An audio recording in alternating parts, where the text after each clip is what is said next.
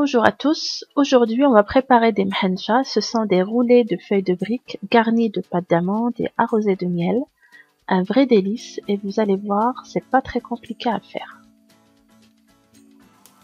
La première étape de notre recette, ça serait la préparation de la pâte d'amande.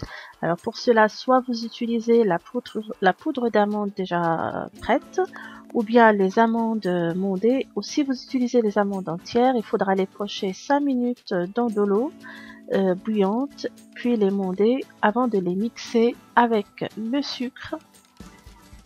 On ajoute également la cannelle, ainsi que le beurre fondu avec l'eau de fleur d'oranger.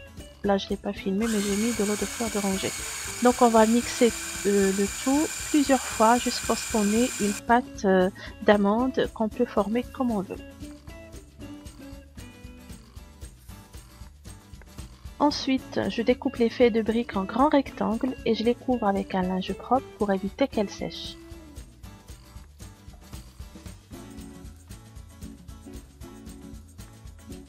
Prenez une feuille que vous badigeonnez avec du beurre fondu. Sur le bord en bas, on va disposer la pâte d'amande sous forme de boudin dans le sens de la longueur de notre rectangle.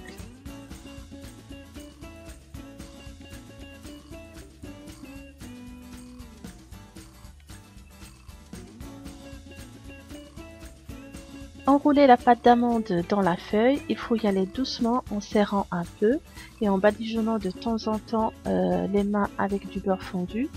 Il faudra continuer ainsi jusqu'à la limite du rectangle.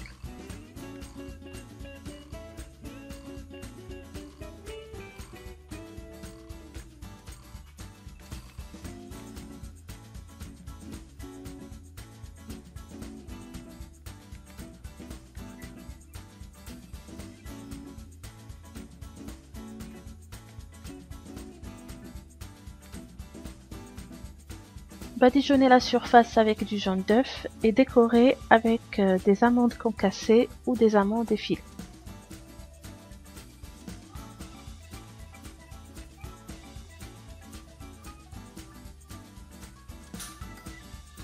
Continuez ainsi jusqu'à épuisement de la pâte, puis vous disposez les roulés sur une plaque du four et vous les faites cuire 15 minutes au four préchauffé ou jusqu'à ce qu'ils prennent une belle couleur dorée.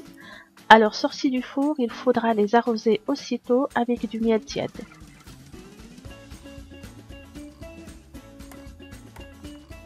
Laissez bien refroidir avant de les découper à l'aide d'un couteau.